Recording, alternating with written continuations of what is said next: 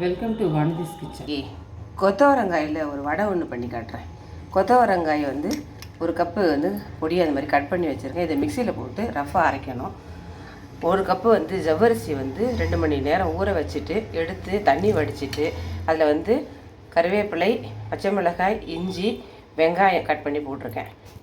இந்த கொத்தவரங்காயை ரஃபாக அரைச்சி இதில் சேர்த்துட்டு பைண்டிங்கு ஒரு கப்பு உடச்ச கடலையே இதோடு சேர்த்து கலந்துட்டு வடை செய்வோம். கொத்தவரங்காய் இந்த மாதிரி ரஃபாக அரைச்சிட்டு வந்துருங்க. ரொம்ப நைஸாக அரைக்கக்கூடாது. அதை வந்து இந்த பீஸ் ஒன்று வந்து இந்த வடையில் வந்து பொரிஞ்சு நமக்கு தெரியும். அப்போ தான் உடச்சக்கடலையும் பொடி பண்ணி போட்டுட்டேன். தேவையான உப்பு போட்டுப்போம். கலந்துட்டு வடை செஞ்சு காட்டுறேன். கொஞ்சம் போல் சோம்பு சீரகமும் தூள் போட்டிருக்கேன். இதில் எண்ணெய் காஞ்சிடுச்சு. வடையை போட்டுக்கலாம்.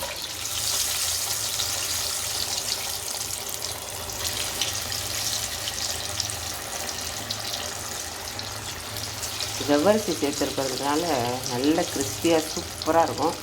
கொத்தவரங்காயில் வந்து வடை, கொத்தவரங்காயில் வந்து சமைச்சாலே நிறைய பேர் சாப்பிட மாட்டாங்க. அதுவும் பசங்கள்லாம் சாப்பிடவே மாட்டாங்க.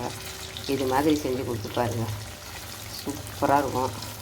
கொஞ்சம் டிஸ்டர்ப் பண்ணாமல் கொஞ்சம் வேகட்டும், அதுக்கப்புறமா திருப்பலாம்.